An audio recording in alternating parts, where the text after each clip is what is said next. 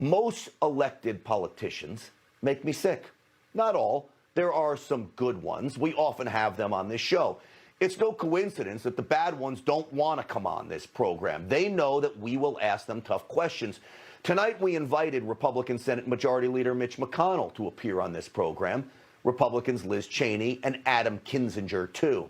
Three high-profile, anti-Trump Republicans who have turned their back on the president. I had questions for them.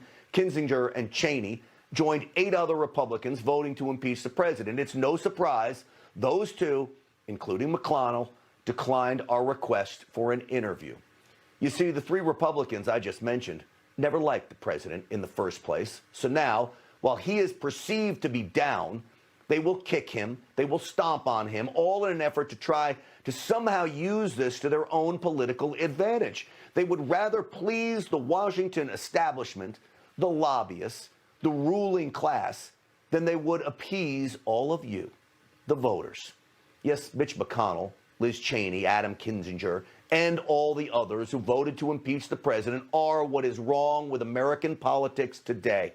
Politicians putting self-interest over national interest.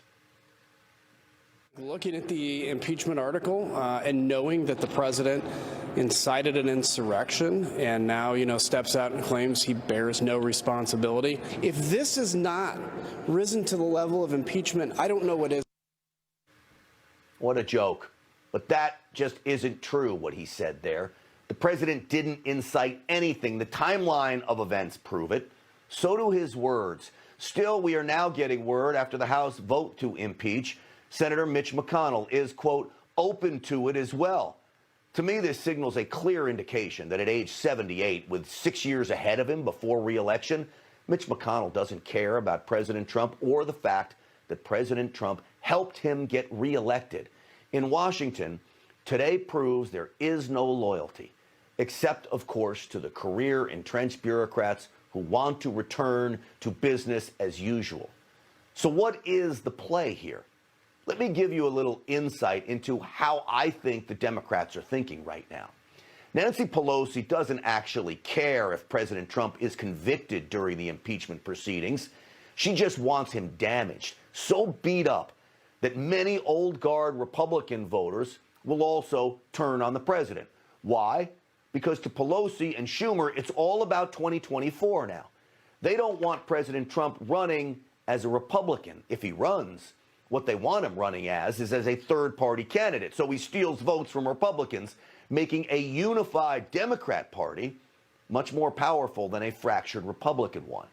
And once it becomes clear that this is the path the president will take, like a Christmas miracle, his social media accounts will all be unlocked because that's where his power comes from.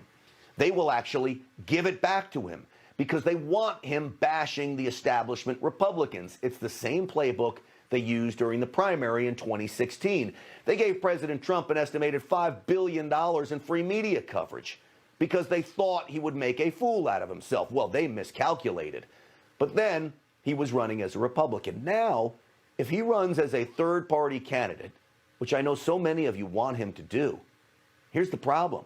Neither he nor the Republicans would likely win because they split each other up. They cannibalize themselves. The Democrats know this. I'm sorry to say it, but I believe it's reality.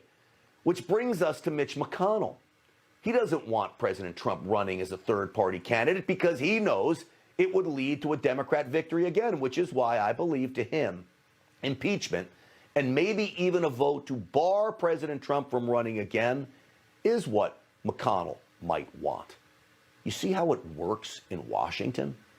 It's evil behavior. So here is my advice to Republicans in Washington and beyond. Do not fall for Nancy Pelosi's trap. The President of the United States incited this insurrection, this armed rebellion against our common country. He must go. He is a clear and present danger to the nation that we all love. Oh, give me a break. She knows exactly what she's doing. Republicans, I want you to know what you need to do. You need to unify around the president. A man who has done nothing to incite violence and everything to restore American greatness. Embrace the president and his long list of accomplishments. That goes to every United States senator out there, too. Welcome him to run in 2024. If a Republican wants to challenge him, then have at it. That's how America works.